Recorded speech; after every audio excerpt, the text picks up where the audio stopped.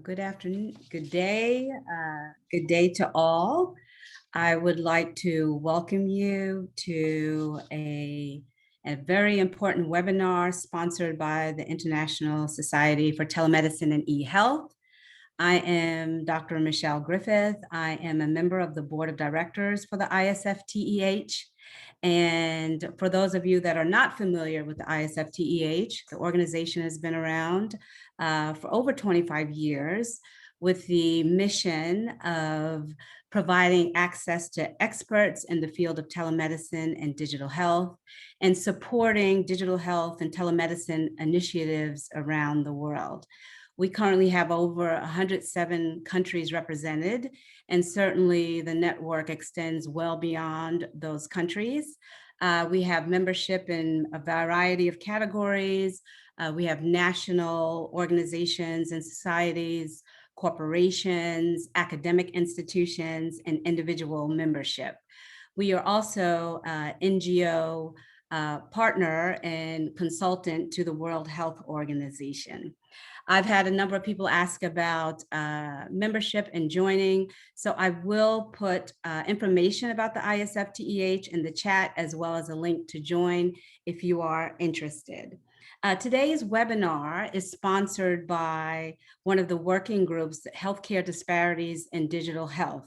Certainly, it is a very important topic, and we have with us some experts in the field. We are so thankful that they had the time in their schedule to provide their expertise and to provide successful examples of how they are addressing the healthcare gap in a myriad of ways. I do want, as chair of the Healthcare Disparities Working Group, I do want to give a special thanks to the committee members who worked on putting this event together, Dr. Errol Campbell in the USA, Mr. Roger Graham of Jamaica, Dr. Mahdi Jaime of Israel, Ms. Grace Njeri of Kenya, and Dr. Ingrid Perez Terrens of Venezuela. So in the interest of time, I will post the bios of our speakers in the chat. And additionally, if you have questions, certainly please feel free to add your questions to the chat. If we do not get to all of your questions by the end of the webinar, we will be creating a document and distributing to the panelists to answer, and then distributing to all attendees so that you get your questions answered. As a working group, this is a launch to an ongoing effort. We will have other events that are more customized and regional or country focused. If you have any interest in a particular country, you are trying to get your digital health telemedicine initiative up and running, if you're a corporation looking to provide software for countries and organizations that are looking to increase access to care, then please also put that in the chat. The ISfTEH is an excellent venue and opportunity to network and make sure that those entities come together to make your digital health goals successful. Our first speaker, we always talk about one of the challenges with respect to digital health is in ensuring that we are training or providing access to training for specialists remotely so that they can provide the care they need to their community rather than outsourcing, because we're talking sustainability. Executive Director Sharon Allen is co-founder of the World Telehealth Initiative, founded in 2018, and they have been very successful at providing remote specialist care and training. So at this point, we'd like to hear from Sharon Allen.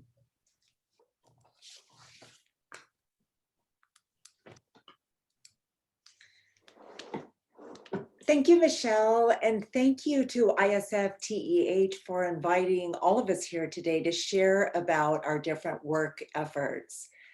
WTI was established in 2017 as a solution to address the healthcare delivery crisis. We are a nonprofit that focuses on care for the marginalized. Half of the world is currently unable to access even essential health services, And this results in 16 million people dying every year from preventable causes. Many of those people actually receive some care, but it's substandard. So access alone is not enough, but healthcare needs to be of high quality. As we know, there's many organizations around the world that are working to address the issue, but it's usually episodic in nature. Pre-pandemic medical missions may have created value when they visited the areas of need, but when they leave, the void of care returns. So even when travel opens up again, these trips are expensive. They require participating physicians to clear their calendars for weeks at a time. So many doctors are simply unable to participate. And then other efforts attempt to use lower quality technology, but that is often found to be unreliable. And finally, some are distributing medical supplies, but they don't have the expertise on the other side to ensure safe and appropriate dispensation. So globally, telehealth really is part of the future of medicine. In fact, it's predicted that 30% of healthcare exchanges will be digital in the near future. Our model starts with virtual care devices and network access that is donated to us by Teladoc Health. And they are the global leader in telehealth technology. So we utilize this state-of-the-art diagnostic-enabled medical-grade equipment to allow an enhanced virtual experience. And the technology is really brought to life by a team of humanitarian physicians that are donating their time and clinical expertise in order to care for the underserved.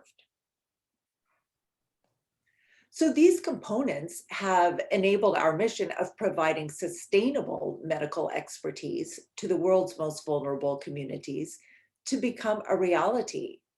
Accessible, high quality healthcare is available through our programs for little to no cost for the communities that we served. So we're matching this supply of technology and talent to the demand of the global healthcare needs. And we now have thousands of doctors that are requesting to participate in WTI programs. Using an algorithm we developed to pair the clinical requirements expressed by our partner sites to the available medical expertise, we look at variables, time zone and provider availability. We look at languages and even cultural considerations. Oftentimes, we can match physician diaspora to their homeland. We also forge partnerships with entities that are already working in country, and then we can ensure that their relationships and support are sustainable by allowing them the ability to connect 24/7, whether they are on site or in country, or even if they're not. So today, WTI has 20 programs in 12 countries. The red dots are our current program sites, and the yellow represent programs that are in various stages of implementation.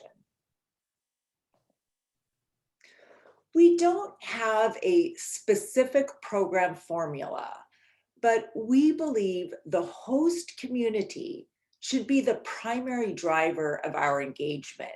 So they design the program around their needs and their resources and their capacity, and then we work side by side to implement it.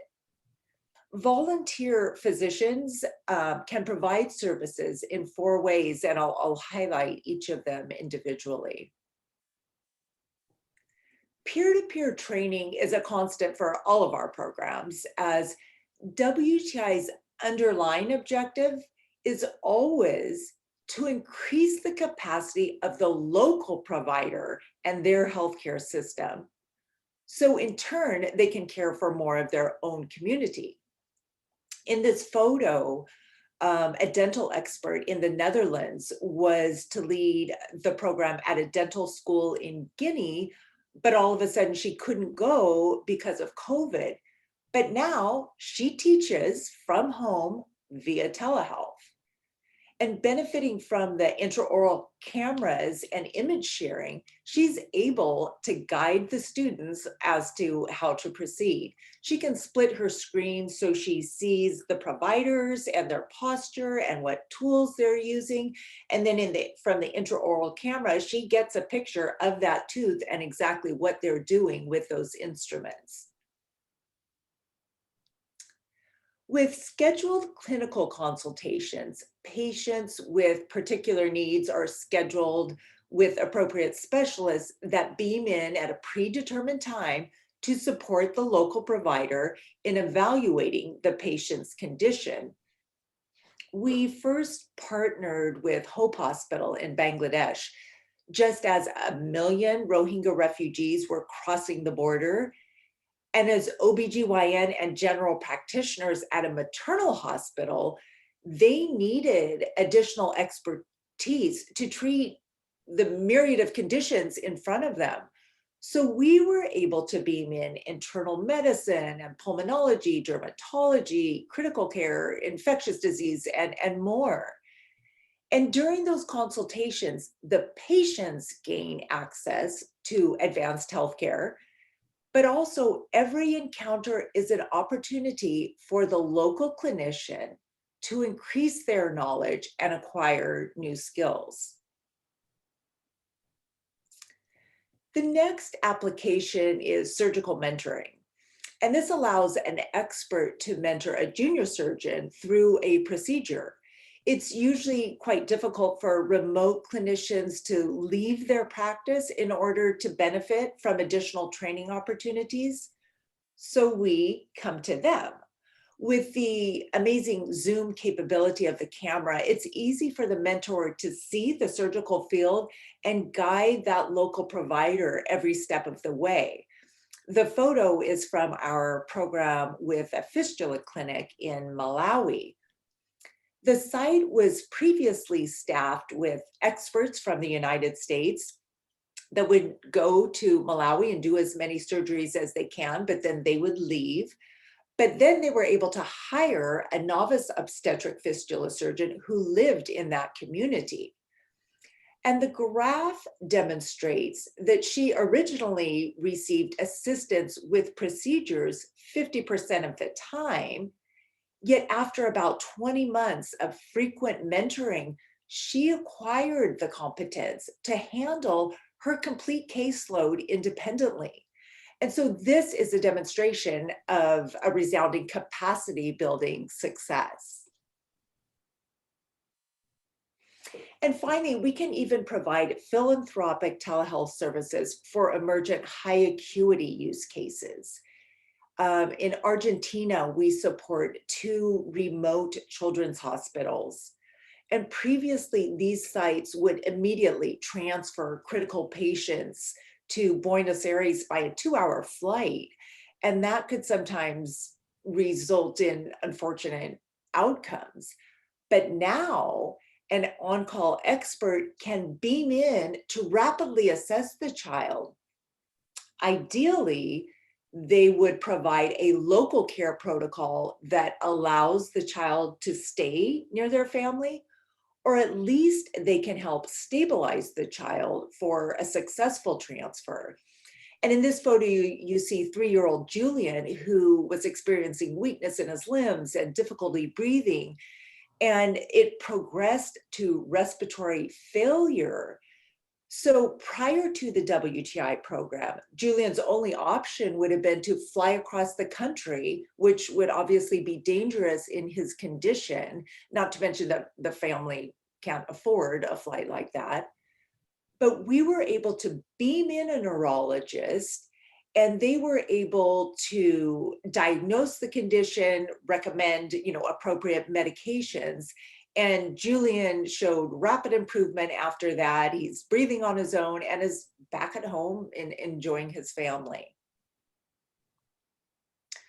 So imagine if the 500,000 doctors that are already using telehealth today were to give 1 hour a week. That would result in 26 million hours annually, with the typical consult lasting roughly 15 minutes.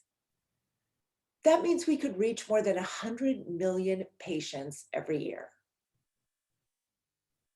We look forward to transforming global healthcare for the underserved together. Thank you. Thank you so much, Sharon. That was quite informative, and we look forward to further engagement and discussion. Our next speaker is Dr. Che Bowen. Certainly one of the challenges in digital health is affordability, and Dr. Bowen is from Jamaica, and he is the founder of MD Link, which is a direct-to-consumer telemedicine solution. And the company has grown to provide services beyond Jamaica within the Caribbean. So we'll now hear from Dr. Bowen. Thanks so much, Michelle. Hi, everyone. Again, my name is Dr. Che Bowen. I'm the founder and CEO of MD Link Limited, which is actually the first and the largest telemedicine company in the Caribbean. We launched in Jamaica back in 2017, and the pandemic came, and of course that helped us to grow to a more robust structure. And right now we have about 350 doctors. We see about 100 patients a day, and we're continuing to spread through the Caribbean region. I was born in Trinidad. I spent some time in St. Lucia in the BVI in Barbados, as well as Jamaica. I did my medical school in Jamaica. So I say that to say that I'm very regional. And today I just want to speak to you all about some of the challenges that we face in the Caribbean region with digital health. And how I would start with that is that I don't have a presentation, a fancy presentation, but I'll continue to speak. About 75% of Jamaica depends on public healthcare, 25% on private healthcare. And what that causes is overcrowding of the hospitals, especially during the COVID-19 pandemic. And that's where MD Link came into play. And we helped to reduce the overcrowding at the hospitals by allowing our service or giving our service to these patients at an affordable rate. So we are the most affordable option to see a doctor in Jamaica in the region. And that again helps those who can't afford the healthcare. Another one of the issues we face is that of insurance, in that 20% of the region has insurance. That means 80% does not have insurance, and that's the majority of the region that does not have access to affordable healthcare. So telemedicine is definitely a need in the Caribbean region, and we're continuing to serve that need and to help that need. As well as persons not being or not having insurance, they also don't have access to credit cards. Not only 20% of the region is banked. Everyone else keeps their money under their mattress or to themselves. And what that causes, again, is payment issues. The digital health requires digital payments or digital money. And that's another challenge that we face in the region in implementing digital health throughout the region. However, we have been working to solve these problems, and MD Link is pushing the whole digital health concept through the region, in that we would be incorporating real-time insurance processing into our platform that will allow us to process insurance. We also are developing pods, telehealth pods in the rural areas. And what that would mean is that we allow persons to access telehealth for a very affordable rate, and they don't have to be concerned about the inability to use digital technologies. And I say that to say that first world, everyone is very digitally capable, but in the third world, we do face some digital trouble in terms of just using the platform itself. So once we have those pods in the rural areas, that means that you can go there, you can speak with the nurse, and the nurse can guide you through the telehealth consultation and connect you with a doctor. So that helps them out, and it's very affordable. And another issue is internet access. You would think everyone would have internet access by now, but again, in the third world, we are short on internet access in terms of, I would say it's about 60 to 65% of the region with internet access. So I do believe that that is a problem to be solved. We have not found a solution for it as yet. What the government does is they have a lot of free Wi-Fi areas that you can go to and you can connect and still see the doctor online. And I would say the government has been showing us support in getting telehealth through the region as well. We even got support from the Inter-American Development Bank during the COVID-19 pandemic, and we were able to rise to the occasion and help as many people as possible, even with an artificial intelligence COVID-19 screening tool, first of its kind in the region. And yeah, where we hope to go from here is that, just like Ms. Allen said, the surgical mentoring, that's something that would be very beneficial to us in the region.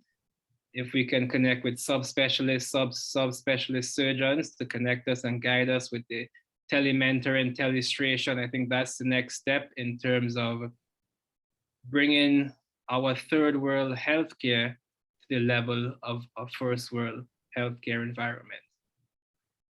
And that's all I have to share today. Thank you. Excellent. And there's no need for slides, okay? That's optional. So whether you have slides or not, the information is what's critical, and we thank you. I know there'll be plenty of questions regarding that too, because that is an ongoing challenge, the affordability and access when you don't have the infrastructure or knowledge base with respect to internet knowledge and information. So thank you, thank you. Our next panelist is Dr. Milton Chen, who is co-founder and CEO of VC. VC has been in the digital space for quite a long time, has partnered and provided telemedicine solutions for countries and corporations around the world, in addition to humanitarian efforts. So Dr. Chen, thank you. Michelle, thank you so much for the honor to be able to present. Yeah, again, for the audience member, thank you so much for the chance to share my thoughts.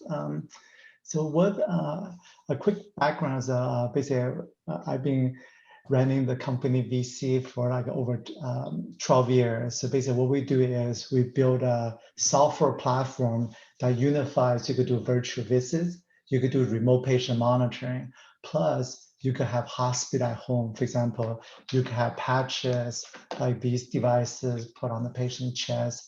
This has 4-day battery life, continue doing the continuous 1-day ECG, respiratory breathing, tracking, and so on. You could have devices like these to track the patient core temperatures and so on. And then what we've been focusing on is how do you able to do telehealth in some more for the extreme environment. So for example, for the last 6 years, all video chats and telemedicine from the NASA International Space Station are done by VC, our software exclusively. So we're pretty excited. For example, when the SpaceX launch, when they dock with the space station, they actually run VC in the cockpit, coordinate with the space station plus Houston and so on. And then our company, we've been doing quite a bit of volunteer work So I personally been traveled to over 50 countries doing this sort of telemedicine volunteer work. So we see the picture on the left. So this is me and my team. We went to Iraq. We took our telemedicine suitcase. Then you actually go into the refugee camps. There's a lot of American physicians and to able to support the see the patient there. Then the picture on the right here, we actually did a number of telesurgeries from Iraq. And so how this is done is the surgery is done by the Iraqi surgeons, but they're collaborating with American surgeons on a fellowship model. And then what's interesting is while during the live, they do use software to do the surgical planning. During the actual live surgery, we actually stream multiple camera views from the OR, from the endoscope and so on, stream to the physicians. You get multi-dimensional views of everything. Then on top of that, you could get a dozen other surgeons to watch this live surgery. So you get both a fellowship plus a training all in the same experience. And then the picture on the here, this shows our work. We went took our same setup to the refugee camp and not to orphanages in the Philippines. Again, this is again a really simple setup. And so we had this tagline for this, like telemedicine can let you fly. And this was one of the orphanages. After it finished, you see all the kids playing with the paper airplanes and so on. So we really do things like in terms of telemedicine is one of those two, you can sort of close the gap in terms of disparities and so on in a very major way. So the final slide I shared with you. So again, I've been to over 50 countries. We just involved in literally hundreds of thousands of different these for telemedicine projects in there. So I listed here is what I consider top 5 mistakes that when people try to do a project like this. And what I mean by top 5 mistakes in there, so healthcare is really complicated. Telemedicine is very complicated. Often you ended up what happens, people get derailed by certain things and ended up the project not successful. Here's the first one, the mistake is, what I mean is do not pick a problem that's beyond what you can solve. So for example, one of the things I hear about people talk about over and over again, well, we don't have network access, there's no technology in this. So my question is, well, like if you're not a cell phone carrier, you're not the government, it's not a problem you could solve, right? Then don't even talk about it. Do not never say, oh, there's no network or everything. It's not a problem you could solve anyway in there, right? But in every country we have operated, there's always, you can find huge area of population where they do have cell phone access, but they don't have medical access. Go work in those areas, make those areas successful. And that's the area where you could actually have an impact. Otherwise, what happens, you just say, okay, there's no cell phone access, then what? Like, there's no way you could have anything impact on that, right? By the from all the country, pretty much every country you mentioned, so VC is used by every single country on earth, right? We have operate in over 200 countries. We will look at deployment. So every country you could find area where you actually could have a big positive impact with whatever technology is already people using. Then the next thing is, do not select a product first. Often we get people, when we work with a client, people say, okay, I want to get a telemedicine card. I want to build a clinic. I said, do you actually need a telemedicine card? What we find is a mass majority times in the right, telemedicine card is overkill. You're wasting, it's a big piece of metal in there. It's clunky, it's heavy, it's not mobile. Then we also get a lot of people, and they want to build a physical clinic. They start, lay on the concrete or whatever. They say, do you actually need it, right? Often we find you don't need it. Often we find is get a couple of medical equipment, put in your backpack. That's it. Just a piece of a laptop plus on top, and that's it, right? You can actually have huge impact on that. So again, so the idea is, right, do not pick a telemedicine, whatever equipment first. Within the context, start with the lowest thing, your laptop plus some medical equipment, and that's often what gives you a huge impact. As you are deploying this, then you can up the technology as necessary there. Then the third mistake is you have to think about business model, right? When people coming to this project, it's just, right, is something they just want to do this thing. But like you have to say, are you, if it's a nonprofit, okay, who's providing the grant, right? In that case, you must invest in the donor sales process. What I mean is like raising money, getting money from donor, right? Is this repeat cycle. It's very time consuming in there, right? If you hit up a lot of the donors, then we work with a lot of our clients that constantly those. Again, it's just it's, if you're not willing to invest in the time in there, you might get lucky, get a couple of grants here and there, but those are not sustainable, right? Those grants, when you run dry, now what happens, right? I mean, you have to invest enough time and effort to say, almost full-time fundraising, if you want, so you can have a build a sustainable system. If you want to have, let's say, not donor-driven, but self-sustaining, that what I recommend is just start with a single location. Make that location profitable or self-sustaining first. Then once you figure that out, then you can easily replicate across to as many locations you want. But this is the idea is from, if you think about how Walmart become the massive entity today, right? They just start with a single store, Sam Walton, right? Single penny and nickel store. He did a bunch of experiments to make that single location profitable. And then you just scale on. And when we do come into these where telehealth, digital health, where we recommend the same thing. The single location, make that really efficient. Then the next one is, in a lot of the projects in the area, you might be considering it, right? Go seek out government support and also seek out your local medical school, partner with them. And often is government are hungry to support you in that, right? You actually make them look good. For example, we have done project where actually the mayor or the governor did this project. They actually won the election. It's just like really amazing for them to talk. This is why reach out, right? They will help you, right? This is against, if you don't have the government and the medical school support, often is the project become really difficult in there. Then the last thing is telemedicine, unfortunately, is very much as a gimmick or shiny elephant piece of technology most of the time, right? You come in there, it looks amazing, but often you actually takes more time for the medical provider, the nurses, staffing time when they use the telemedicine than just to see doing in person. So this is one of the fallacy or the Achilles heel with telemedicine. So that means whatever system you're going to deploy, you have to be honest with yourself and say, like, does it make the doctor and nurse time? Does it make them efficient? Could they see more patients or less patients? If they actually take more time in there, you could do a pilot, take some pictures, all these things, fast forward a year later. It's not going to be sustainable in there, right? This is what you want to be really focused. The key idea here, right?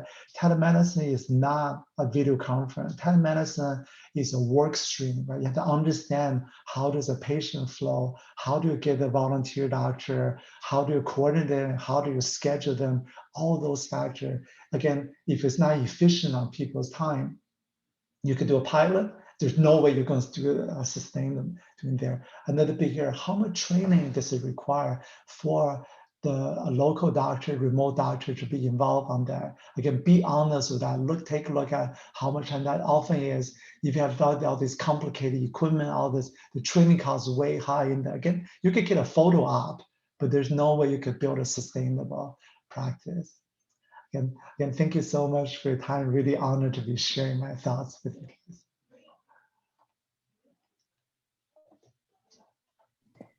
Thank you so much, Milton. That was quite informative. Those tips were spot on. Thank you so much. And I will say, as a doc practicing telemedicine and integrating it into our practice for a number of years, the training piece is very important. It can be very efficient and even more efficient than seeing someone in person, but the training piece is the important piece with respect to the patient and the clinician. So thank you so much for those key points. Our next panelist, Dr. Veronique Touvenot. She is the founder of Millennium 2025, which has an emphasis on women and innovation. She is also founder of the Zero Mothers Die app. and she is the chair of the Women's Working Group in the ISfTEH. So Veronique, Dr. Thibodeau, we're pleased to hear from you and to offer your expertise. Thank you so much.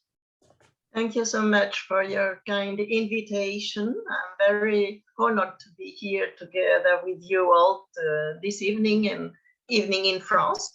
I'm located in France, and I will share a few slides to tell you a few words on our two programs currently running. Okay, so here in a few words, you have given a few lines of who I am, and I wanted just to add that Zero Mothers Die has been selected at the 100 Women at the BBC World in 2019, where you can see the photo here, and it was also such an honor to be presenting our mobile application to the entire world of the BBC. And of course, we are the International Society for Telemedicine and e-health and an institutional member since 2012. I've been working at the World Health Organization also and at the ITU in Geneva for about 12 years in the e-health department. So the Foundation Millennia is located in Namur in Belgium, and it is labeled from the UN ECOSOC. And we've been working with the UNESCO, and it's an international research network, and we work on women's empowerment and gender equality since 2012. The network here, you can say we're about 12,000 members all around the world. 2/3 are women, 1/3 are men, and collectively, we work together to empower more women in the digital world. So this is one of our major programs, which is the Zero Mothers Die. It's a complete world of different solutions. First of all, it is a mobile application that provides weekly information to pregnant women and to healthcare workers about the pregnancy and during the first year of the baby. The problem is that today we live in the 21st century.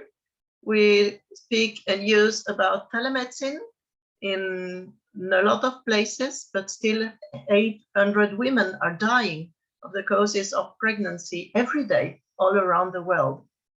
This is equivalent of 3 fly aircraft having an accident every day, and it's far too much. It's about 3 million women that are going to die from pregnancy in the next 10 years. So we want to help them with digital solution, a very simple mobile app, because those women that are vulnerable, that have little information on their pregnancies, need to have information, but scientific information, quality information. And we have done that in a mobile application, which is free of charge. You can download it in any mobile, and it's available in 9 languages, languages like French, English, Spanish or Portuguese, but also Swahili, Oromo, to cover local dialects.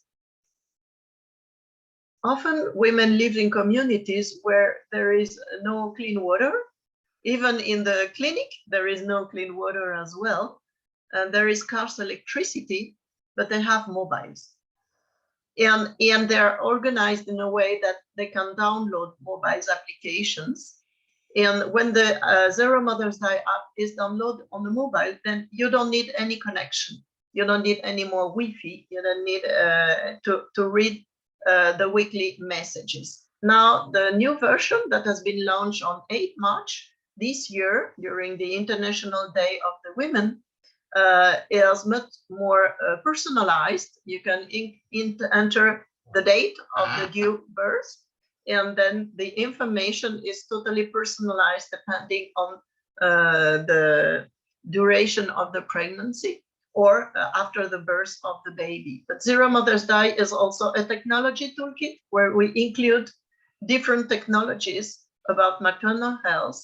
In general, they are free of charge because this is one of the aspects we want to respect.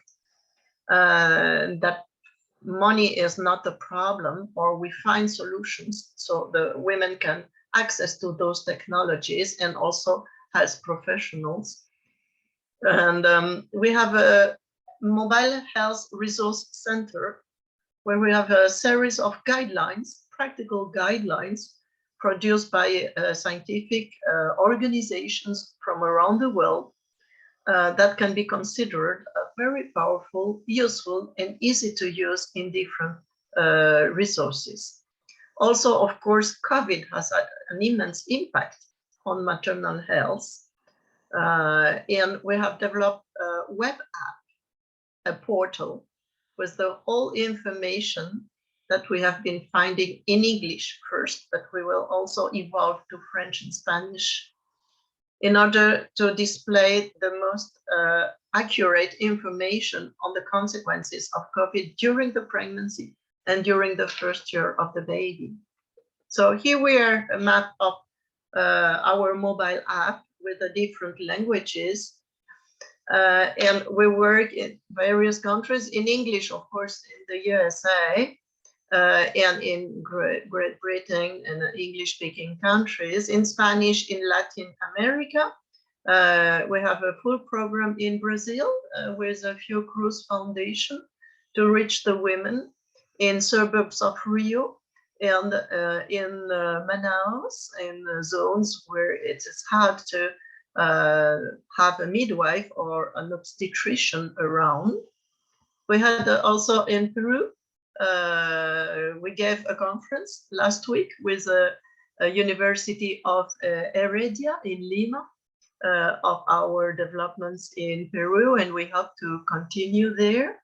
In Africa, we work in Ethiopia with the Oromo and Amharic, and in Congo DR with Swahili, with different hospitals and clinics where the doctors use our app to inform the women that live sometimes many hours from the hospital and the clinic to use the app in order to have the information into their hands. Zero Mothers Die has been launched in 2014 in New York during the United Nations General Assembly. And we're happy that 7 years after we are there, we're still on board. We have seen many mobile applications for maternal health disappear during that period because of what was previously explained by our previous speaker. Problems of funding, problems of lacking connections with governments, etc. And we're very, very proud that still we are running our app, and we will do our best to continue making it run, even if really sometimes it is complicated. But we have good partners and donors, and we're a fabulous team of volunteers located in Barcelona at Universal Doctor, one of the co-founders of Zero Mothers Die, together with the Foundation Millennia 2025, which I'm the co-founder too, and Advanced Development for Africa, which is located in Bamako and in Geneva. Here you see a few photos. This is in Rio, in the suburbs of Rio. You can see women she has into her hands and her mobile, that we can see different diagrams and apps of the apps. This is in Manaus. This is a health worker and midwife that used the app to inform the women how to use it. This is in Nigeria, in northern Nigeria, where nearly all clinics have been destroyed because of the civil war. And together with Trafina Foundation, they distribute their kits because the women cannot go to any clinic. They give birth into their homes. So those kits are distributed by the Trafina Foundation with the minimum basic to give a safe birth at home. And they are informed that the app exists and that they can use it also. And here you see all the women Nearly 6,000 kits have been distributed in northern Nigeria, and now they are promoting the app with different brochures, with during conferences and meetings to make that app more visible and more easy to use. And here you can see in Mongolia, we have the app also for rural women in Mongolia. They are nomads. So during half the year, 6 months, they are far away from different cities, and there are no doctors, no midwives really near to them, but they have mobiles. And you can see there, into their hands, they have their mobiles, and they all live in the same places and same communities, and they help each other reading the app in Mongolian. Of course, it is translated in Mongolian specifically for them. And here you can see in DR Congo. So DR Congo, we're in Lumata, about 30 kilometers from Lubumbashi in south of Congo. And in that clinic, there was no echography. So the women had to travel 30 kilometers to have an echography. Now they have an echograph. We offered them the printer and the paper, and they are so happy to go to their homes with a photo of the baby.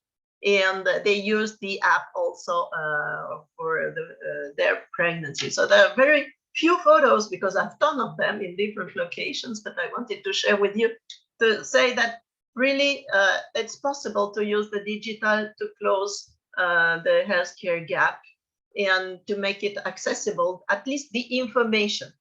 We're very humble. We just want at least the information to reach those vulnerable women. Of course, the COVID has entered into our lives. So since March 2020, we have developed a full world of epidemic, which is a web app in French, English, Catalan, and Spanish, developed by Universal Doctor in Barcelona. And there we have an information tool on the mobile, also studies, research studies, so we can enhance collaboration and participation in COVID studies to accelerate also the research, the innovation, and between the scientific and researchers all together. So here you see a screen. We have about 140 studies now, about 20 in French, and we really want to make those studies collaborate, participate more. Any institution, any group of citizens that want to start a study on COVID, they can reach us. It's free of charge. We will design the study with them. We will have them to analyze the data and to publish the results. We have a TV also channel where there are more than 180 videos, 120 speakers from all around the world speaking about COVID with 20,000 visualizations. Also publications. This is really an important piece of our work at the ISfTeH Working Group on Women, or the last one being the 2020 retrospective year of the nurse and the midwife with our colleagues of Telenursing Working Group at ISfTeH. And a publication on telehealth in nursing in 2020. So we also worked to put all that knowledge, experience together through scientific publications at the Journal of the International Society of Telemedicine and e-health with a special themes on women and e-health. In total, we have about 17 articles, all authored by a woman as first author. You can contact us, and I've been very happy to provide you this information and to reply to your questions. Thank you. Thank you so much. That was excellent. Certainly, maternal infant mortality and morbidity is a major issue that needs to be addressed internationally. And certainly digital solutions are more than capable of helping us to close that healthcare gap. And you mentioned a number of countries around the world, but certainly in the United States, we deal with major disparities when it comes to African American women and their mortality rates with respect to maternal and infant health. So thank you so much. Excellent. Our last panelist, but certainly not least, is Dr. Ingrid Perez-Torrens. She is a perfect example, I think, of the power of one. And she will be speaking about starting a telemedicine practice in the desert. So Dr. Perez-Torrens. Thank you. People ask me how to work telemedicine when one doesn't have electricity. We know Venezuela is a rich country in resources, but now is facing a crisis and obviously in great need of telemedicine. Hello, my name is Ingrid Perez-Torrens. I'm a doctor in physical therapy graduating here in the United States, and I'm a Venezuelan physical therapy. I'm the CEO founder of Beneficio Digital, the first medical rehabilitation clinic in Venezuela. We came online on November 2020 after several months of development and training. Thank you to COVID-19. You may ask how a simple person make this a reality. Yes, it's possible. And the Venezuelans are in great need of this. That was, and it is today, the main reason we exist. Now more than ever.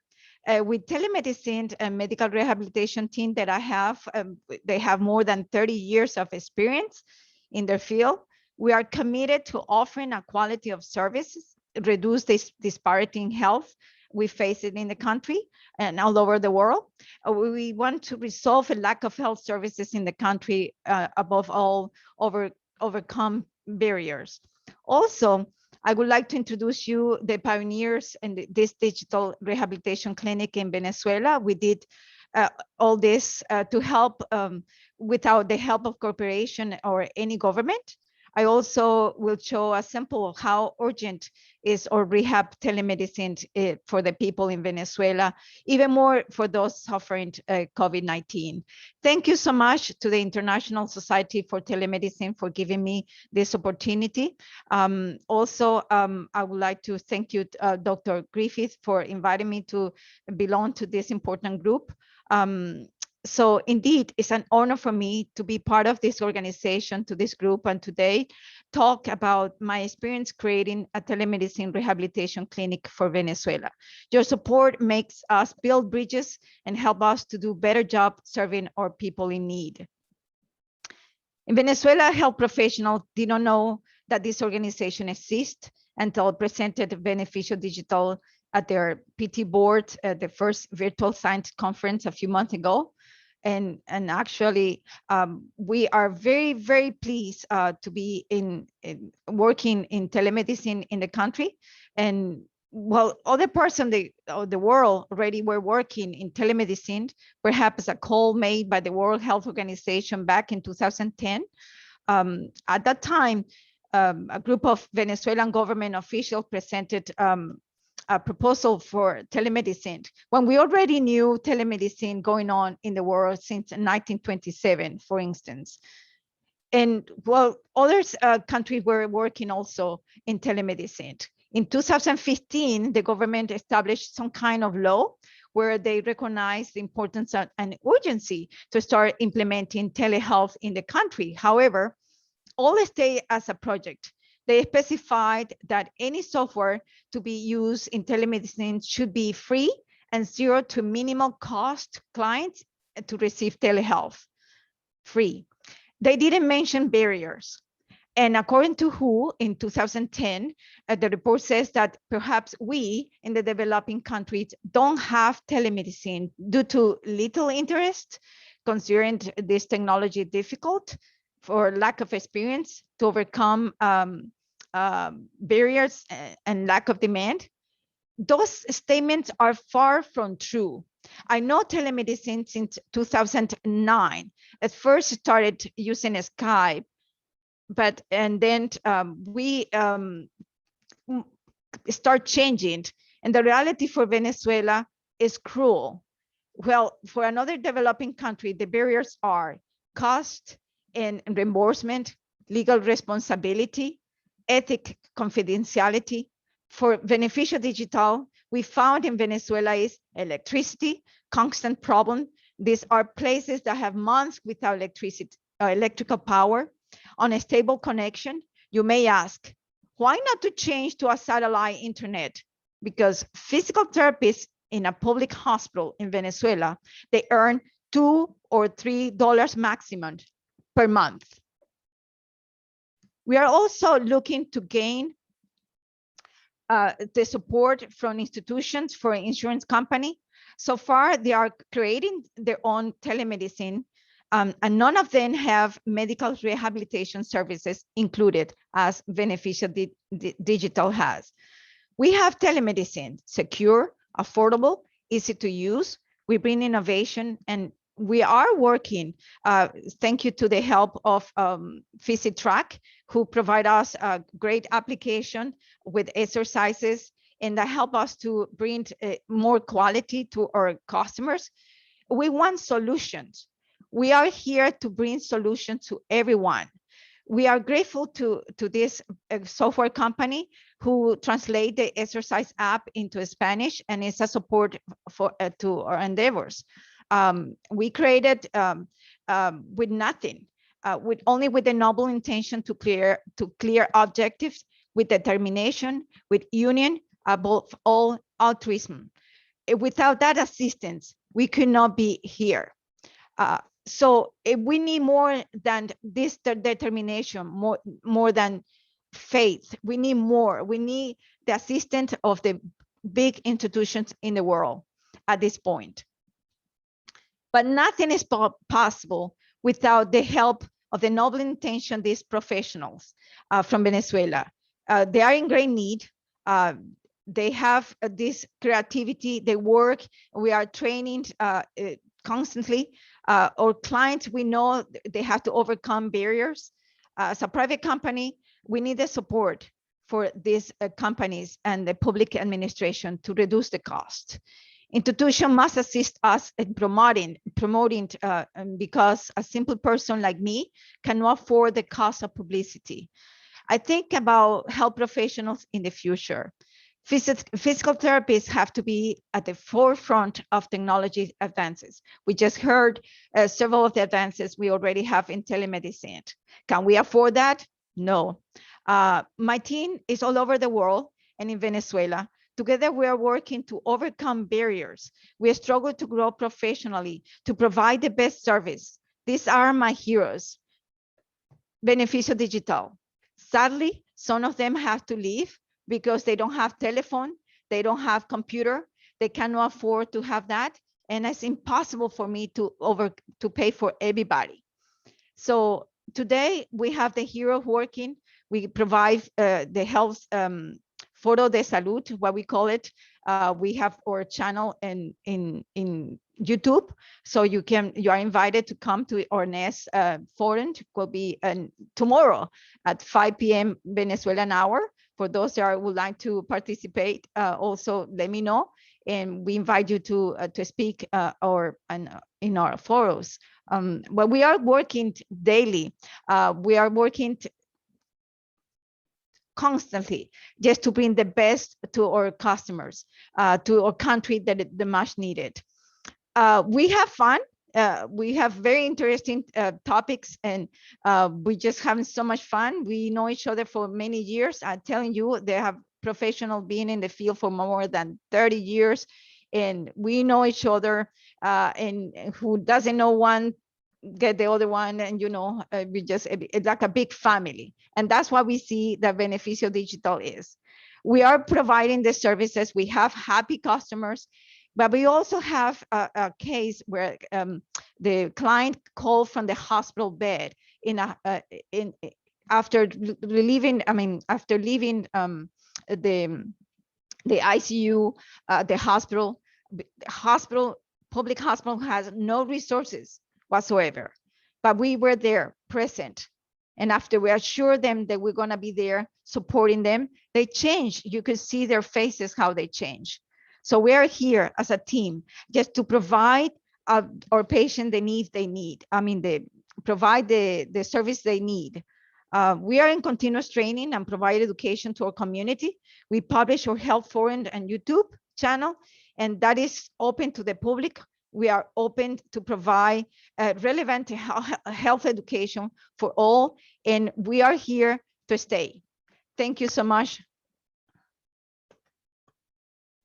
Thank you so much. That was excellent. I know it's there's no way that we can cover all this valuable information and with all this valuable expertise within an hour. So certainly we've tried our best to answer the questions in the chat. I would ask the speakers the panelists to please to just show themselves. And I want to thank you all. And do we see, Frederick, are there any other questions that we haven't addressed? It looks like we've addressed all of them via the chat. We certainly will have other follow-up events because, again, I think each of our panelists today have so much information to share, and we want to give them the opportunity, if their schedule permits, to certainly continue to participate in upcoming events. Speaking of upcoming events, I do know on June 30th, the Digital Transformation Leadership Working Group will have a webinar. You can go to the ISfTEH website to register for that webinar. And the annual conference of the ISfTEH will take place in Dubai on November 8th and 9th. Currently it's virtual, but we will see as all things COVID are subject to changes real time. So are there any other questions? Frederick, do you see the panelists? Are there any other questions that the attendees have? Certainly want to respect your time. There is one question from Juan Pellerano. What is the future of digital health? I think we saw some of the future that is happening today in all of the presentations that we saw and heard. But of course, there is much more work to be done. So yeah, that's also the reason for the International Society for Telemedicine and eHealth to exist, is to work on that future together from the perspective of technology provision, but also service or integrating telehealth into health and medical care services and so on. So, but yeah, maybe some of our panelists still want to have or provide some views on that as well.